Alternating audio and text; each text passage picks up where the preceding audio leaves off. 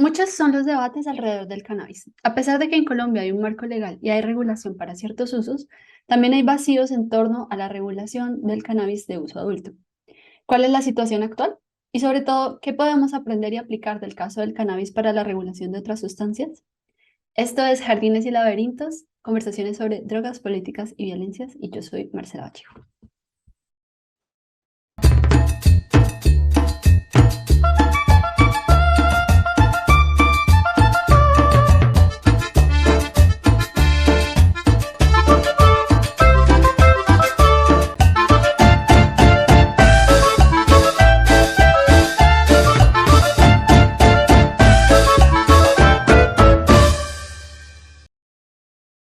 Nuestra invitada de hoy es Diana Valenzuela Rodríguez, abogada colombiana, investigadora, docente universitaria.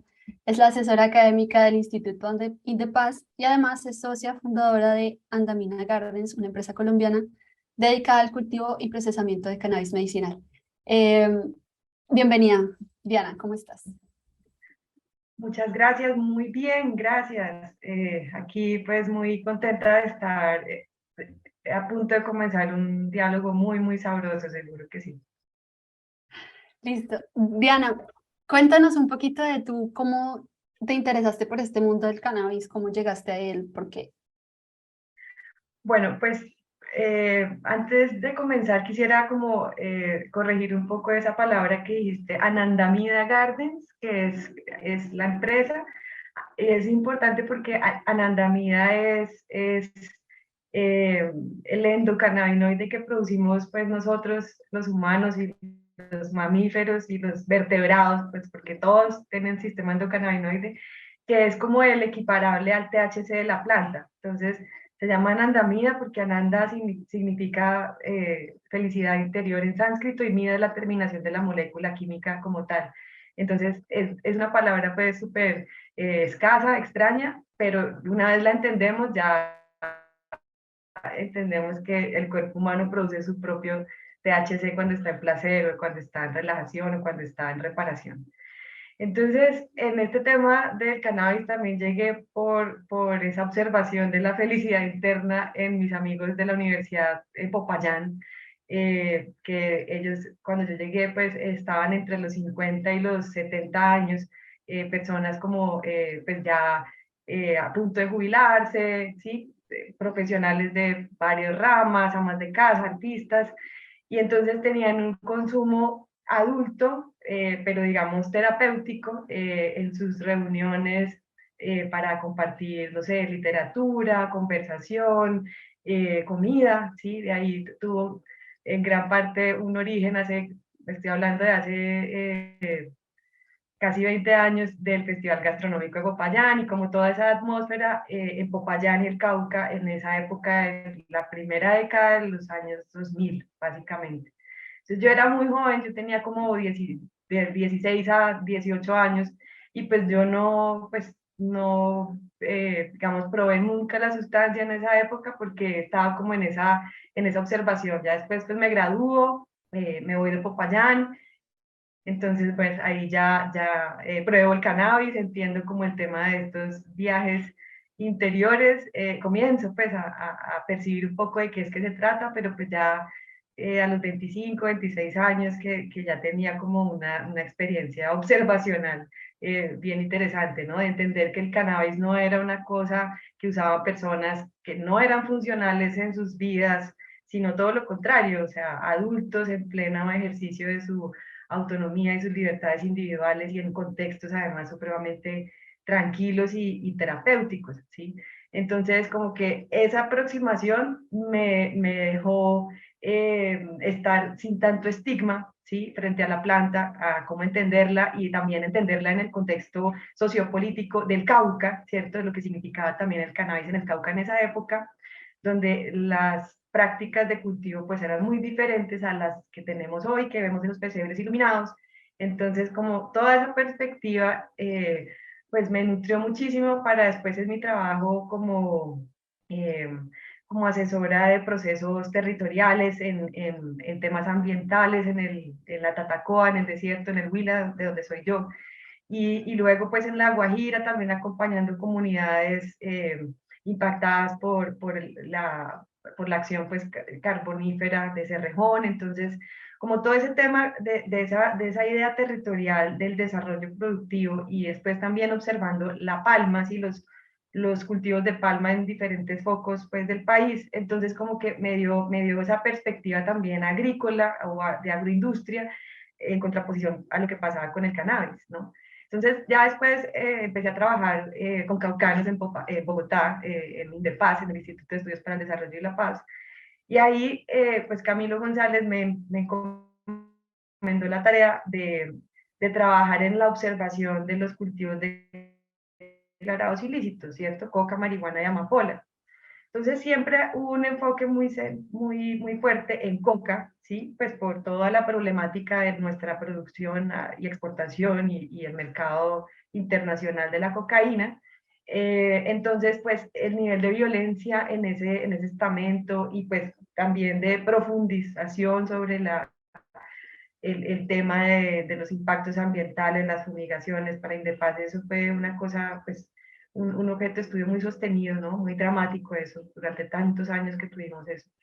Entonces, a mí pues, me interesaba más como el cannabis, ¿sí? Me parecía que el cannabis era mucho más fresco y que tenía una oportunidad. Yo avisoraba en esa época, estamos hablando como del 2012, yo veía pues con respecto a lo que estaba pasando internacionalmente en Viena, en la Comisión Antinarcóticos, en las reuniones pues ordinarias, lo que estaba pasando pues digamos de facto en países como Holanda, cada vez más en países como España y en nuestro país con todo el adelanto jurisprudencial y también, sí, sobre todo el trabajo jurisprudencial, la doctrina de la Corte y pues en la práctica lo que estaba sucediendo con nuestras plantas, tener el mayor autocultivo del mundo de 20 plantas de cannabis. Entonces, se ve, para mí en ese momento como investigadora, el camino del cannabis estaba dado para tener una transformación, para ser la primera planta que pudiera hacer ese tránsito entre esa estigmatización y ese uso versátil y en clave de objetivos de desarrollo del milenio. Entonces, ahí yo me centré junto con, tuve la fortuna de contar con un coequipero que es Pedro Arenas, que es una persona muy experta y un líder social muy desarrollado, o sea, una persona muy amplia en temas de coca, sobre todo, si él es del Guaviare.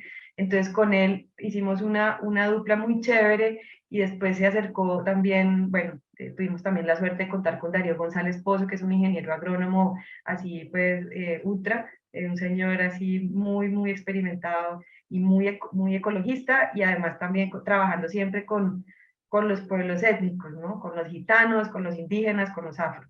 Entonces hicimos ese equipo, también ahí pues ya llegó Salomón Mahmoud, que hoy en día pues participó en el informe de la Comisión de la Verdad. Entonces fue un equipo muy chévere que me permitió a mí centrarme en cannabis y entonces volver al Cauca y entonces empezar a ser parte, ¿cierto?, de la gente que impulsó en Colombia en ese momento, como en el 2015 al 2017, todo ese último envión regulatorio para poner, digamos, en práctica ya la parte de la fabricación y la producción, porque ya teníamos la parte del consumo, ¿cierto?, como habilitada, ¿sí? A pesar de unas intentonas disonantes ahí con ese acto legislativo 02 del 2009 que si Dios quiere pronto nos lo vamos a quitar de encima. Entonces, eso se pudo dar en esa época, ¿sí? Y pues tuvo los primeros resultados que hoy en día cuando se observa pues como en la foto completa, a veces hay personas que dicen, no, es que fue solamente por lo farmacéutico o eso fue muy estrecho ahí, o, la verdad es que nos ha rendido muchísimo, la verdad es que ha sido una estrategia efectiva, exitosa, que pudo abrir camino en Colombia y que nos tiene en un punto donde los demás países realmente admiran lo que estamos haciendo y la velocidad con la que estamos yendo. Lo que pasa es que en el día a día a uno le parece que las cosas como que no avanzan, ¿sí? Pero estamos avanzando y estamos pues ahorita que sigamos con las otras preguntas sobre el estado actual de la regulación, estamos ya en un punto donde vamos a poder materializar muchísimo esfuerzo de alistamiento de estos últimos 6 años. Entonces, más o menos así fue que llegué al cannabis y ahora pues estoy como en la materialización de ese propósito, sí, de esa apuesta colectiva, que es fabricar y producir legalmente, ¿cierto? Para varias, o sea, haciendo también honra a la versatilidad de la planta, no solamente con un enfoque farmacéutico o de medicinal, sino realmente el bienestar que desde las fibras, pasando por el papel, a la remediación de suelos, a la flor de uso adulto, a los extractos, por supuesto, medicinales, etcétera, todo ese bienestar que la planta del cannabis y sus variedades pues, puede darnos en estos nuevos tiempos pues, de preocupación ambiental, sobre todo. Eso me parece muy interesante. Justo con Fran, ella nos explicó por qué, por ejemplo, muchas veces cuando se habla de como de la faceta medicinal, solo se nombra el CBD y no se nombra al THC, ¿no? Y ella decía como, es como si la planta tuviera dos caras. Y yo veo mucho eso de esas dos caras, ¿no? Que parece que tiene, pero ahora tú nos nombras muchos más usos. No, pues los usos y a nivel de cannabinoides también es amplísimo. O sea, en este momento vamos como en 120 identificados y contando. O sea, pueden haber muchos más. Y también están los flavonoides y otras moléculas. Y es que las plantas son así. Por eso por eso en Colombia, gracias a Dios, no podemos patentar plantas, ¿sí? Porque ese es el trabajo de la naturaleza, es el genoma. Entonces, si nosotros tenemos, como hemos tenido un estigma de tantos años, como de 40, 50 años, una propaganda sostenida diciendo que eso, mejor dicho, sí, mal. Entonces, y sin evidencia real ni nada, sino pues ideología pura. Entonces, claro, ahora para salirnos de ahí, entonces nos toca, nos hemos visto, y eso de observación de Francesca es Francesca, ¿no? Es Francesca Vibrio, sí. Aquí estuvo mucho, o sea, es muy indicativa, que primero empiezan a decir, no, el THC es el medicinal, no, perdón, el CBD es el medicinal, el THC es el recreativo.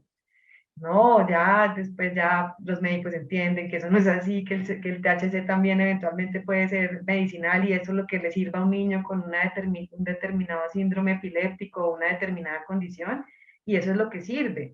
O, sí, o sea, esto es muy personalizado, toca ir uno a uno porque es un sistema endocannabinoide que es un sistema de comunicación, ¿sí? Y entonces el cannabis es apenas una de las maneras de modularlo, de intentar como tocarlo, ¿sí? Para que él mismo, digamos, pueda balancearse y sí, es que la sanación la hace uno mismo, pero entonces el cannabis lo que hace es estimular ese sistema de balances que tenemos nosotros de receptores celulares, que ese es como el mecanismo de acción por el cual ya la medicina occidental ya no se puede negar a esto, ¿sí? Y también se explican las demás medicinas alternativas, las demás prácticas de la medicina alternativa, porque existe ese sistema de receptores celulares que comunica mensajes. Entonces ahí se configuran muchas cosas muy interesantes, incluso se explica por qué funciona el efecto placebo.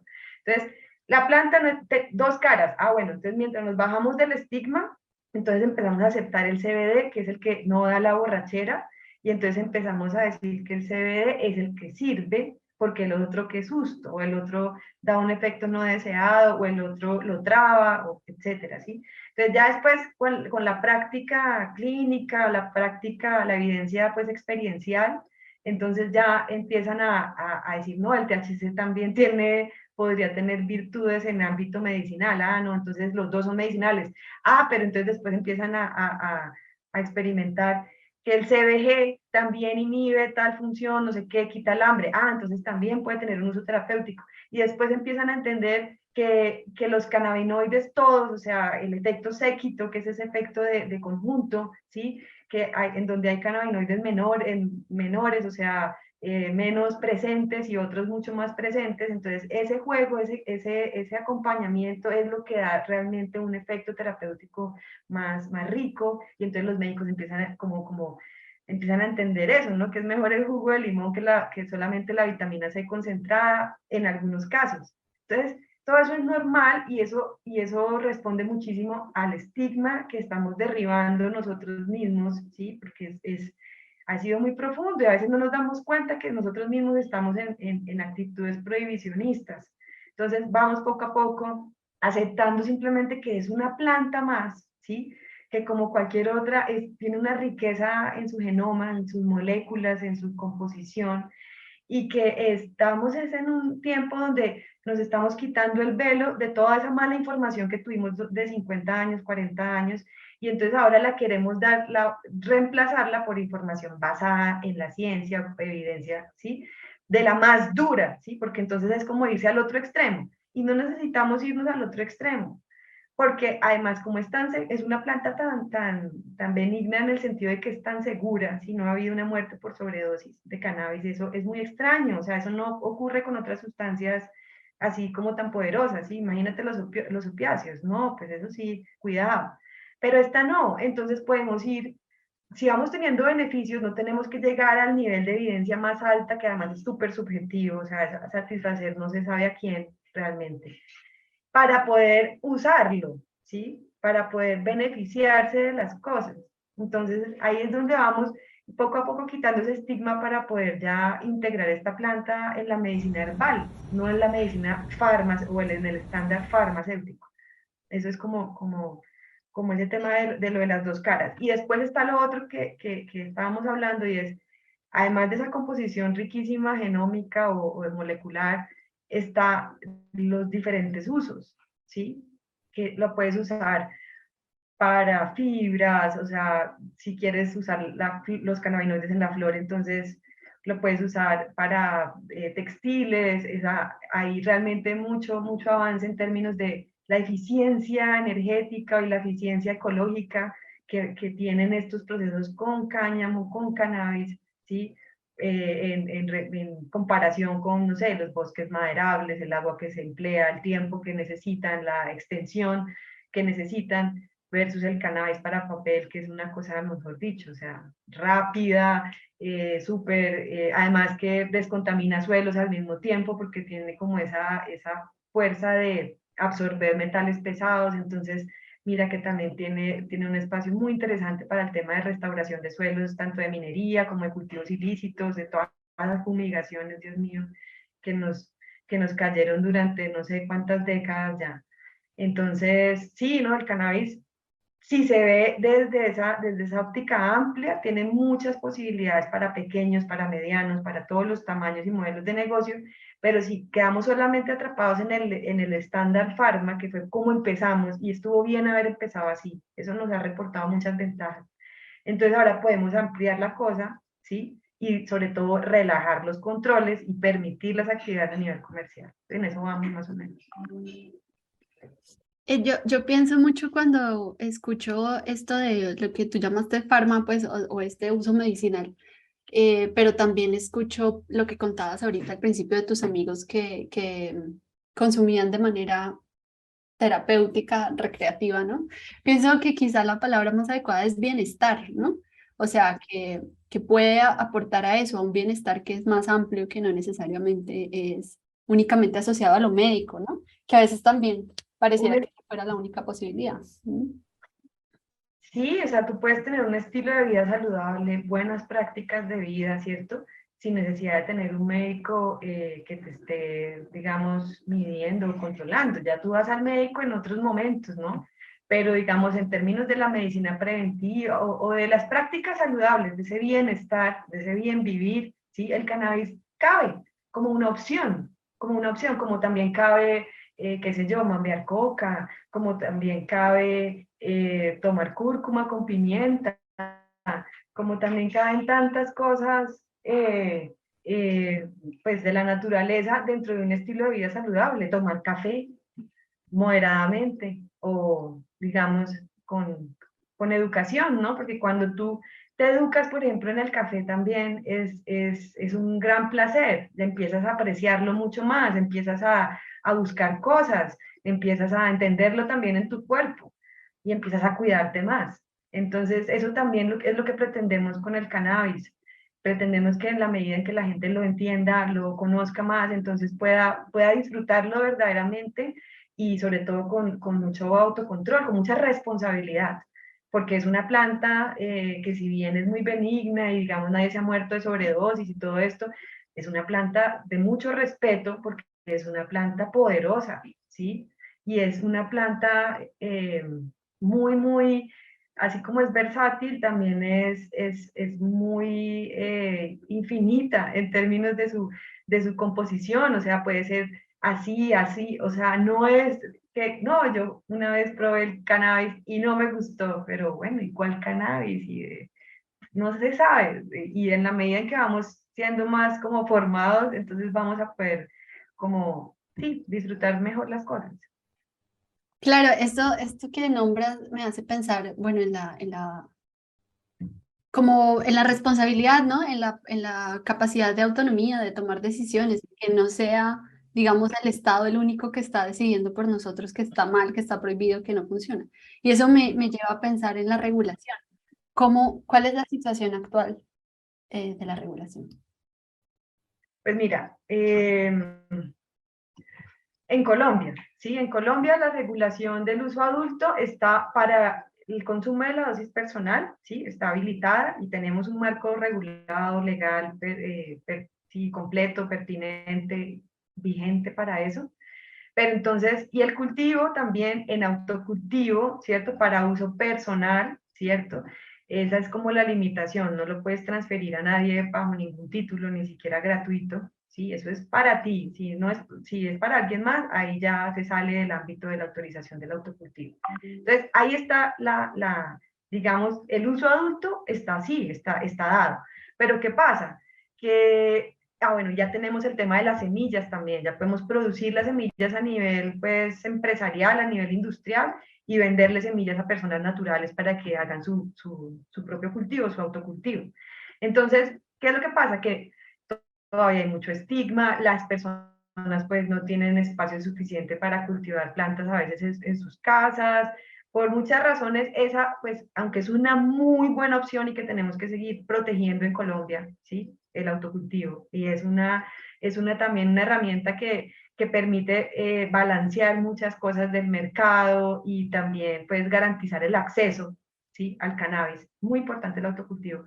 Pero entonces esa opción pues es la única y entonces hace que muchas personas que no pueden o que no quieren cultivar plantas de cannabis para uso propio, entonces les queda es la opción del mercado ilegal, ¿sí? De ir a un barrio o ir a un distribuidor llamado dealer a veces, etcétera, que no te da información de prácticas de cultivo, ni de uso de pesticidas, ni de tu perfil terpenoide, o sea, los aromas, no te da información de nada. Lo único que de pronto te dice, ay, ese gatito, lo único que de pronto te dice es que es alto en THC, ¿sí? O que traba mucho, o que es fuerte, o que es una creepy, ¿cierto? Que dicen que esa es como la denominación para los cannabis de alto THC.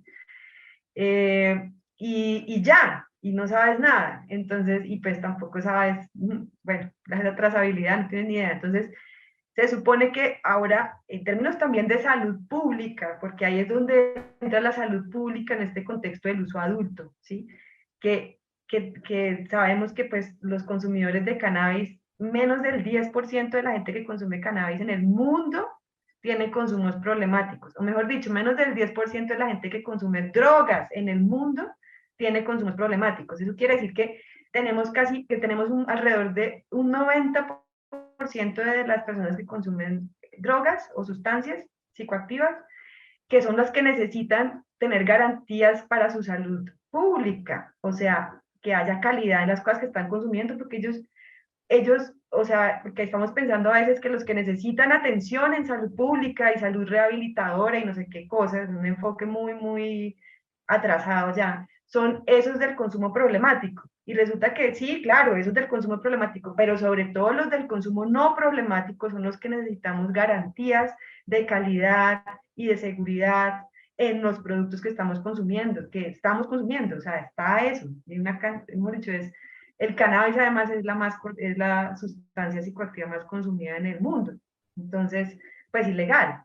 Entonces, pues esa es la salud pública que también enmarca este proyecto de ley que está cursando hoy en día en el Congreso, que es como lo que nos falta para organizar toda esa parte de producción ya a nivel, puede ser artesanal, pero digamos más allá del autocultivo, o sea, lo que represente verdaderamente un cultivo que es a partir de 20 plantas. Después de 20 plantas, en la planta 21, entonces yo ya tengo lo que es un cultivo agrícola de cannabis, que ahí ya para arriba pues pueden haber muchas escalas. Entonces, estamos en un proyecto de ley en este momento, presentado por el senador Gustavo Bolívar, que viene con este tema desde la legislatura pasada. Un proyecto de ley que hoy en día ya está mucho más actualizado, concertado con muchos estamentos, pues, con muchos grupos de interés del cannabis, pasando obviamente por las comunidades campesinas. Las comunidades indígenas en este momento están participando también para darle otras correcciones, otros agregados que están muy bien recibidos y que son, digamos, clave para que este nuevo uso permitido en Colombia garantice la inclusión de estas comunidades. Pero entonces, ahí yo quisiera decir una cosita, es que no se trata de decir, o esa es mi perspectiva, pues, que hubo una exclusión deliberada en el primer uso medicinal farmacéutico que se habilitó para las comunidades indígenas. Eso no fue deliberado, es que ese es el estándar farma, que es muy difícil para que en Colombia, en unos territorios históricamente abandonados y en conflicto, ¿sí?, puedan cumplir. Necesitarían tiempo y pues mucha inversión, y eso no hubo de ninguna parte. La única inversión que se está moviendo es la inversión privada, o sea, el Estado no se ha metido ahí para nada hasta ahora.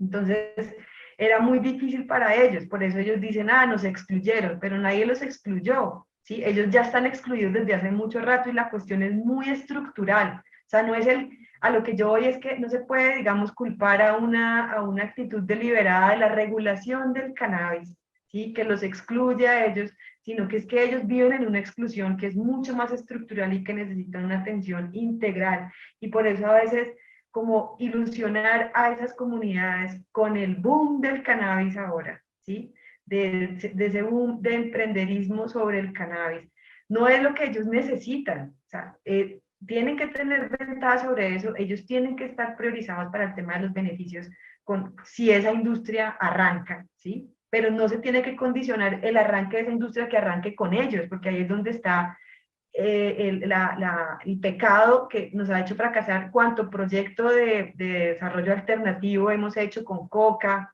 ¿sí? Y ahorita entonces no podemos aplicar la misma fórmula con cannabis. O sea, el beneficio para esas comunidades no puede ser que se tengan que poner a trabajar en emprender con cannabis, que es lo más difícil del mundo. Emprender es lo más difícil del mundo, ¿sí?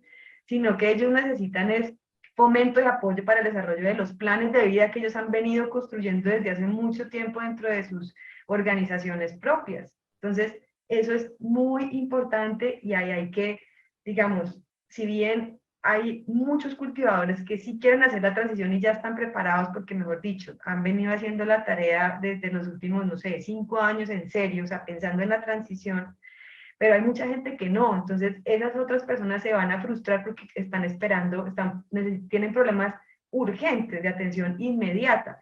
Y un emprendimiento, ¿sí?, tiene una línea de tiempo que no responde a necesidades urgentes. Esto es una apuesta, esto es maratón. Tienes que entrar en una maratón. Entonces, mientras estás en esa maratón, tienes que tener solucionadas tus necesidades básicas. Y eso es lo que con el tema, digamos, de las comunidades afectadas por la guerra contra las drogas no se está teniendo en cuenta. Entonces, hay un reto muy importante.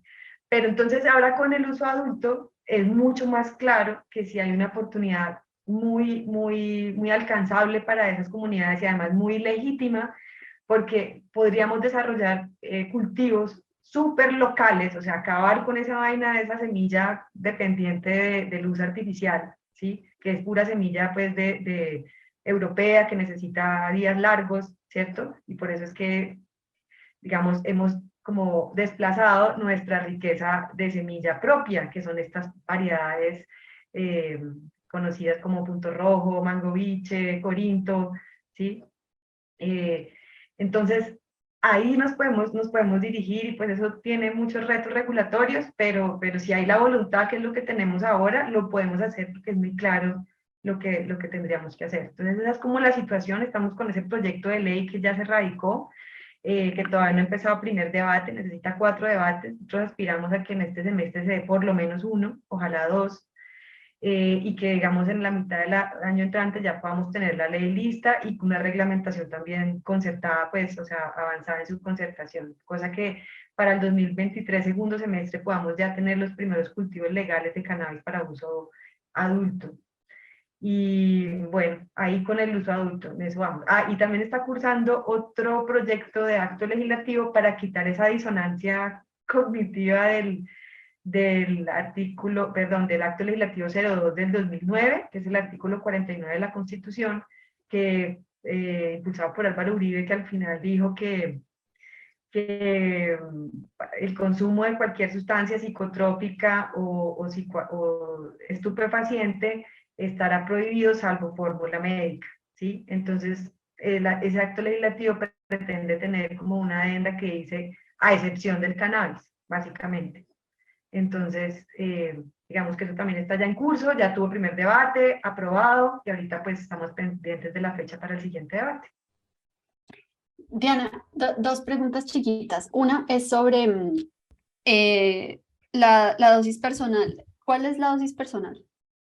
Porque es que te lo pregunto es porque en algún momento entiendo que hubo que yo no estoy muy actualizada al respecto, pero que en un momento llegó a pensarse que quien definía cuál era la dosis personal era la autoridad. O eso está regulado, tiene un número, una cantidad. Sí, la cantidad, la dosis mínima personal son 20 gramos de cannabis, son 20 gramos, ¿sí? Pero lo que pasa es que uno puede tener más de 20 gramos y entonces ahí la autoridad, ¿sí? El juez de garantías o el fiscal también, o el mismo policía, eh, en la medida en que habla una conversación con esa persona y entonces se pueda determinar que es una dosis de aprovisionamiento, o sea, no es que es mi dosis de aprovisionamiento, acabo de comprarlo y esto es lo que me dura a mí, qué sé yo, un mes o más o lo que sea, ¿sí? Entonces, ahí se entra a considerar realmente, ¿no? Eso tiene que ver como con muchas cosas y lo tiene pues empacado por baretos, entonces ya ahí ya para pensar, no, este es lo que estás vendiendo, o sí, eso depende, es muy discrecional y entonces eso tiene problemas, ¿no? Pero en estricto sentido la dosis personal son 20 gramos. Ya. Sí, esa duda la tenía hace rato. Y la otra cosa que te quería preguntar es, ahorita nos decías que se permite la comercialización de semillas. ¿Tú crees que eso va a permitir que se retomen, digamos, estas variedades nativas, pues, o sea, entendiendo que esta no es una planta nativa exactamente, ¿no? Pero que fueron desarrolladas en nuestro territorio? Sí, o sea, eso ahí hay todavía, o se levantó un debate recientemente porque hay comunidades indígenas de amazónicas que han reportado pues usos rituales del cannabis, tabaco de tigre. Entonces, digamos, el tema no es Santa Marta o Cauca, ¿sí? No, o sea, ahí es los Andes y ahí está la coca, ahí está la coca. Pero el cannabis ya estaba en nuestro país, además obviamente llegó, aquí se intentó, aquí llegó pues con los españoles también y es una, digamos que también, si no se quiere decir que es una planta nativa, por lo menos sí es una planta tradicional, no es una planta ancestral, no es un uso ancestral, digamos, pero sí es una planta también tradicional de nuestro país. Eh, y sí, pues el tema de las semillas, nosotros tenemos es la megadiversidad, o sea, esa es la cosa más hermosa, más maravillosa y más atractiva para el mundo del consumo también de cannabis, digamos, de alta especialidad que vamos a educar, vamos a formar. Esto es como la formación de públicos en el cine de autor, ¿sí? O de los vinos, o el mezcal, o el café, las cosas de, digamos, de alta apreciación. Entonces, las semillas en Colombia, estas variedades locales, si queremos, son muy buenas porque además, digamos, se demoran un poco más en su ciclo de producción, pero son mucho más fuertes porque están mejor adaptadas y además también tienen unos perfiles, unos aromas muy especiales, muy de nuestro trópico. Entonces, digamos, los cannabinoides son los que abren la puerta a la psicoactividad, pero los terpenos, o sea, los aromas son los caminos por los donde uno transita el viaje, por eso pueden ser tan diferentes. Eso lo desarrolla magistralmente, pues yo pues no hago nada de justicia, pero lo desarrolla muy bien Itan Russo, que es el neurocientífico que diseñó el Sativex y que hoy en día está trabajando pues con quimiotipos y está en una onda muy de la planta, pues no tanto farma, sino más de la medicina herbal. Entonces, ahí es donde tenemos tantas posibilidades, la recuperación de nuestras semillas. Yo sé que hay gente muy seria en Colombia que está haciendo ese trabajo con el cannabis y con el uso adulto, esa va a ser la riqueza o el valor agregado, tener esa variedad, esa mega diversidad y esa fuerza para que sea de verdad mucho más económico y no necesite tantas fertilizantes o tantas ayudas pues para defenderse de los agentes que atacan al cannabis. Entiendo, sí, justo te preguntabas porque ya he escuchado de creadores de semillas, por ejemplo, ¿no?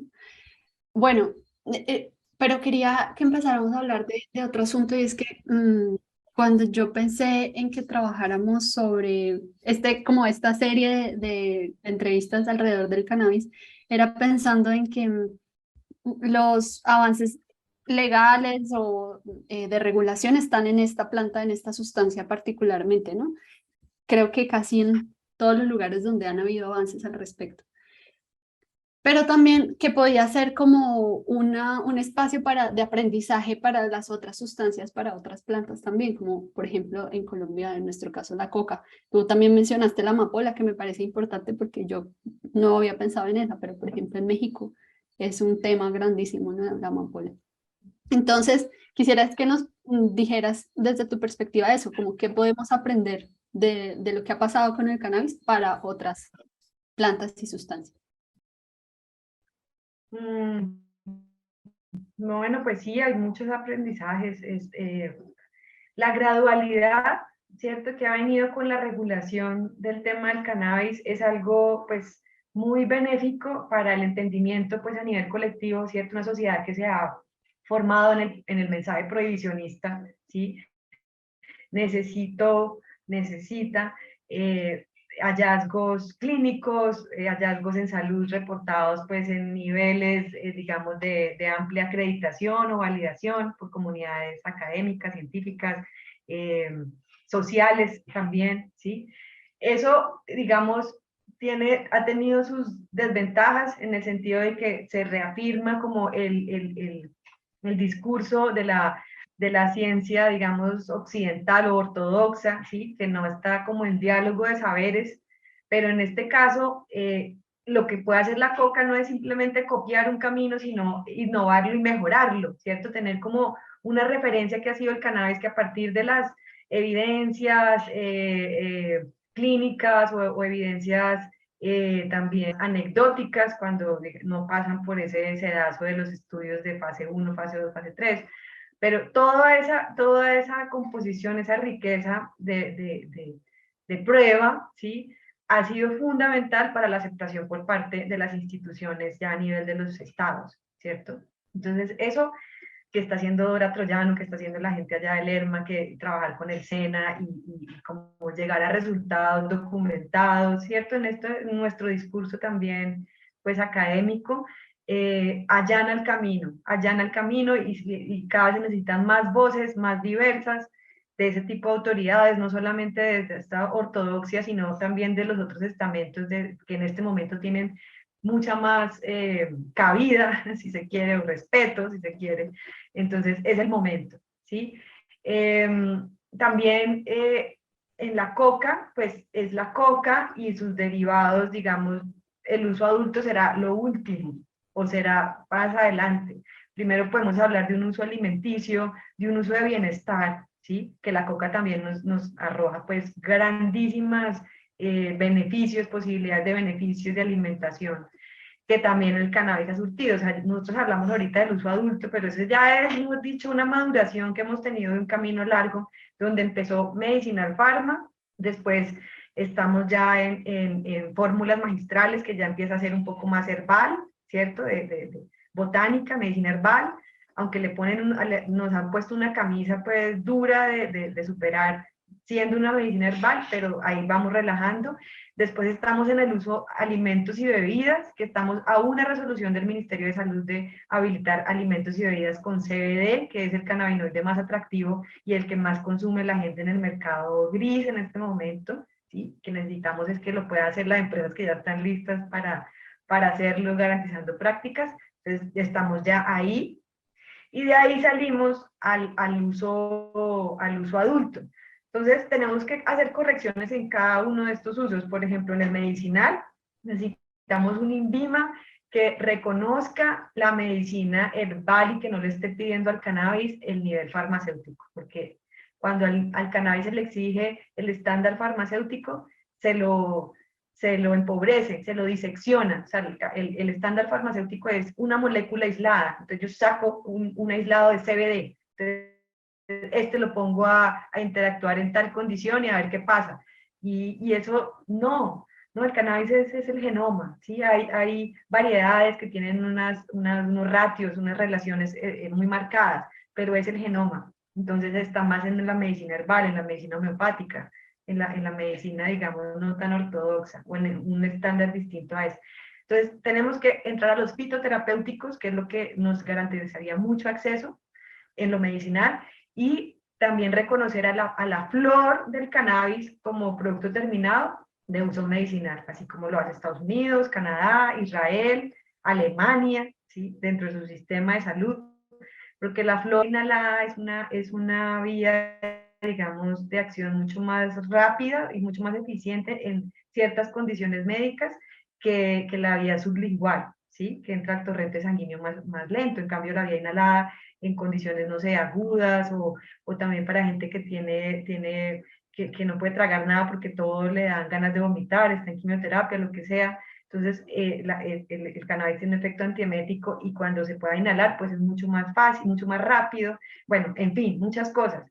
Entonces, nos falta eso y meter esos formatos de productos medicinales a nuestro plan de beneficios en salud, nuestro sistema de salud, para que de verdad pueda haber garantía, porque si no la adherencia a este tipo de productos pues es muy baja, que la gente no tiene para pagar de su propio bolsillo un frasquito o las medicinas mensuales, etcétera. Eso tiene que estar es con el sistema de salud. Entonces, eso falta en lo medicinal. En lo de alimentos y bebidas, también nos falta habilitar el CBD, o sea, habilitar los cannabinoides en bajas concentraciones. Ya le pusimos límite al THC de 0,2%, listo. Entonces podemos arrancar y eso le daría mucho alivio a esa cantidad de empresas, emprendimientos que estamos hoy en día esperando para que nos habiliten un mercado posible, que sería ese mercado de los alimentos y bebidas. Y en el mercado del uso adulto, que es el siguiente paso que estamos dando, entonces ahí es donde estamos preocupados o estamos muy concentrados en garantizar el papel o el rol de las comunidades afectadas por la política de guerra contra las drogas, principalmente la gente del norte del Cauca, que es la que siempre ha sembrado, digamos, el cannabis de uso adulto en el país, ¿sí? Entonces eso es como para la coca. Entonces, el tema herbal, ¿sí? No nos podemos meter al tema farmacéutico porque un estudio, digamos, de ese estándar, fase 1, fase 2, fase 3, de seguridad, de eficacia, eso se puede demorar 10 años. Entonces es como lo que hablábamos al principio. Tenemos que llegar a ese nivel de prueba para poder obtener beneficios de algo que ya sabemos a nivel anecdótico y a nivel ahí sí ancestral, que sirve a un estilo de vida saludable. No, o sea, los médicos no nos pueden hacer eso, no. Entonces ahí es donde necesitamos a un INVIMA mucho más dialogante con los saberes y donde podamos realmente participar, que las comunidades puedan, los médicos tradicionales también participen en esa construcción de modelo, digamos, en salud, ¿sí? Y entonces la coca empieza a ser reconocida allí. Yo creo que paradójicamente la coca la tendría más fácil por el revestimiento ancestral, el uso antiquísimo que tenemos pues registrado, hemos dicho, es notorio, ¿cierto? Y ya después de eso, el siguiente paso sería los beneficios pues alimenticios, ¿cierto? También yo creo que ahí sigue, y también eso es con el INVIMA, ¿sí? Eso también es con el INVIMA. Entonces pienso que esa es como la lección que puede dejar el cannabis. Y ya el uso adulto de la coca, que sería, qué sé yo, o sea, derivado cocaína, nivel farmacéutico, que ya hay trabajos muy elaborados, como pensando ese escenario de regulación de la cocaína para uso adulto, que es distinto, ¿no? Estamos hablando de coca, pero digamos por allá cómo se ve, yo lo veo en un horizonte por allá como de 10 a 12 años, ¿sí? En donde ya se empiece desde el nivel farma, porque es el nivel, digamos, más garantista de la seguridad, y pues que evidentemente ya la cocaína no es como la flor de uso adulto. La cocaína necesita un proceso con mucho más, con muchos otros elementos o sustancias químicas para poder llegar allí. En cambio, con el cannabis no, con el cannabis puedes llegar a un derivado por medio de calor, por medio de fuerza mecánica, o simplemente puedes llegar a un producto terminado directamente de la planta. O sea, la flor ya puede ser un producto terminado después de un buen proceso de secado y listo. Y hay un valor agregado. Entonces es diferente. Pero sí pienso que esa línea, digamos, esa gradualidad, pues puede bien ser mejorada, incluso pues, innovada desde el reto de la coca. Sobre todo por esto que nos contabas hace un rato de estas discriminaciones y opresiones estructurales, ¿no? Que creo que es como, pues me ayuda a entender cosas lo que nos contabas hace un rato, pero creo que esa sería una de las innovaciones más fuertes, ¿o no? Mm. Claro, porque la coca sí es nuestra planta ancestral, es la planta de nuestra cordillera, de nuestra Sierra Nevada de Santa Marta, el corazón del mundo. Entonces, ahí habría mucho más fuerza, y regulatoriamente eso también tiene ventajas, ¿sí? A nivel de los fitoterapéuticos, ¿sí? Tenemos una regulación específica para eso que es menos exigente, porque como es una planta que ya ha estado con nosotros centenios, etcétera, ¿sí? Y que entonces es una planta que se acepta su uso tradicional. Pero como siempre eso son las voluntades, o sea, es como el respaldo político que puedan tener las personas en una institución dada, porque ellos son excelentes técnicos. O sea, nosotros acá en Colombia tenemos muy buenas mentes, ¿sí? Pero esas mentes necesitan respaldo, y cuando no lo tienen, pues entonces ellas no, la audacia se va a menos 1.000.000. O sea, es difícil. No es que no lo entiendan, ellos lo entienden, estoy completamente segura. Uno los ha escuchado en las entrevistas, ha hablado con ellos entienden de lo que se trata. Pero entonces es dependiendo del respaldo que tengan en la dirección política, ¿sí? Los cargos pues de poder. Entonces en este caso es donde tenemos una oportunidad, y entonces ahí hay un reto muy grande, y es que podamos hacer los acuerdos entre nosotros mismos, en que las comunidades avancen, o sea, ya cambiemos el modo resistencia al modo operativo de hacer las cosas, porque es nuestra oportunidad, por lo menos de comenzar un buen camino para que siga, porque son procesos también largos, y eso también hay que tener mucha conciencia, ¿no? Claro que sí. Pues muchas gracias, Diana. Yo creo que ha sido como muy esclarecedor e informativo todo lo que nos has contado. Hay cosas que yo no sabía y otras que me ayudaste a entender, entonces te agradezco mucho tu participación y ojalá sigamos conversando. Sí, pues a ustedes muchas gracias, felicitaciones por este formato sí, de conversación y de compartir y de enriquecer las ideas, porque yo creo que ahorita es súper pertinente, necesitamos estos diálogos, y hay que ser pues muy críticos, pero también optimistas, ¿sí? Hay que empoderarnos de que va a suceder, y estamos liderando una transformación cultural muy importante, ¿sí? Que es así, ¿no? Integral. No solamente son los números, no solamente son los empleos, no solamente es reducir el tema de la violencia, que por supuesto es tan importante, sino que es realmente avanzar como sociedad, ¿sí? Para tener como unos tratos más, más dignificantes del ser humano, ¿sí? Y eso pasa por la naturaleza, obviamente, y pues estas plantas nos están dando una gran oportunidad de reconciliarnos con nuestra propia cultura y pues también con estas nuevas generaciones que ven en las plantas, vemos en las plantas, eh, pues componentes de vida, ¿no? Y un estilo de vida saludable. Entonces, pues seguimos conversando con toda la disponibilidad y que sigamos avanzando en esto. Muchísimas gracias, Marcela, Luciana. Listo.